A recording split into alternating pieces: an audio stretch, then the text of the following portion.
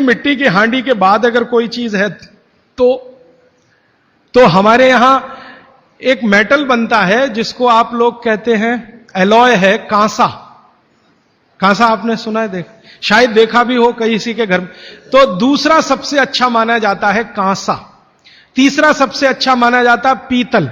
अब ये कांसे और पीतल में भी हमने काम कर लिया कि अरहर की दाल को कांसे के बर्तन में पकाएं तो उसके सिर्फ 3% माइक्रोन्यूट्रिएंट कम होते हैं, 97% मेंटेन रहते हैं। पीतल के भगोने में पकाएं तो 7% कम होते हैं, 93% बचे रहते हैं। लेकिन प्रेशर कुकर में बनाएं तो सिर्फ 7% बचते हैं, बाकी खत्म होते हैं। अब आप तय कर लीजिए, आपको लाइफ में क्वालिटी चाहिए तो आपको मिट्टी की हांडी की तरफ ही जाना पड़ेगा। क्वालिटी ऑफ लाइफ की अगर बात आप करेंगे, माने जो खा रहे हैं वो पूरे शरीर में पोषकता दे, ये लाइफ की क्वालिटी की बात आप करेंगे तो मिट्टी की हांडी की तरफ ही जाना पड़ेगा। माने भारत की तरफ वापस लौटना पड़ेगा, इंडिया से। अभी हम हैं इंडिया में, जो बनाया अंग्रेजों ने या बना दिया अमरीकियों ने, इस इंडिया से निकल के भारत की यात्रा करनी पड़ेगी। और मैंने पिछले 1-2 वर्षों में ये बातें गांव गांव में कहना शुरू किया है, तो इसका परिणाम पता है क्या, कि कुम्हारों की इज्जत बढ़ गई है गांव में। गांव वाले समझते हैं कि ये तो कोई बड़ा काम कर रहे हैं हमारे लिए।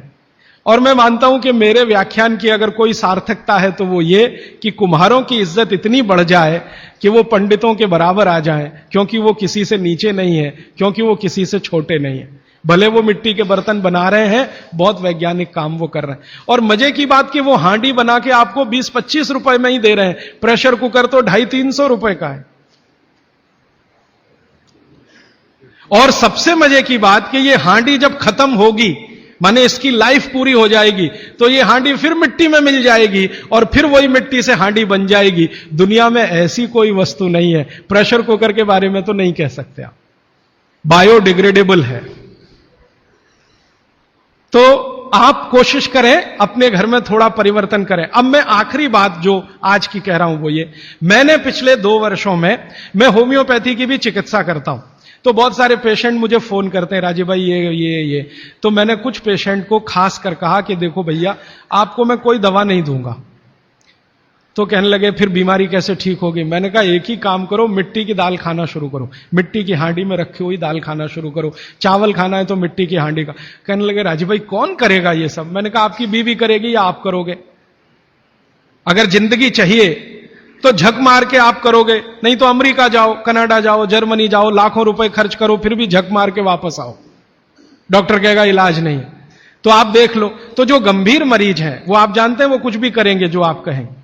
तो मेरे पास कुछ डायबिटीज के क्रोनिक पेशेंट हैं, बहुत क्रोनिक, जिनका यूनिट, शुगर यूनिट 480 के ऊपर है। ऐसे 100 से ज्यादा पेशेंट, कुछ गुजरात में है, कुछ राजस्थान में और कुछ बंबई में। मैंने उनको कहा ध्यान से मिट्टी का बर्तन ले आओ और शुरू करो।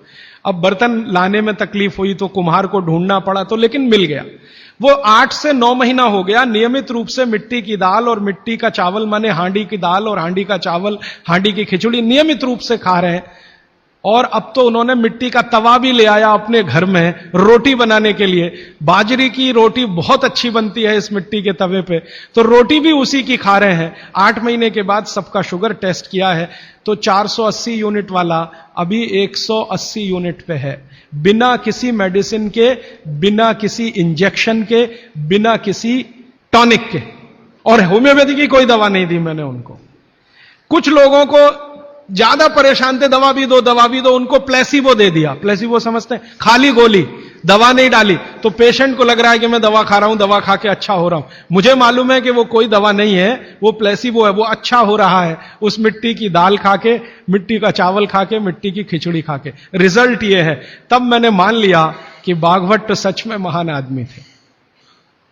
वो एक सूत्र लिख गए कि आप ऐसा भोजन मत करो जिसमें सूर्य का प्रकाश ना जाए, पवन का स्पर्श ना हो। तो वो आपके लिए अमृत तत्व है, भोजन नहीं है, वो अमृत जैसा है।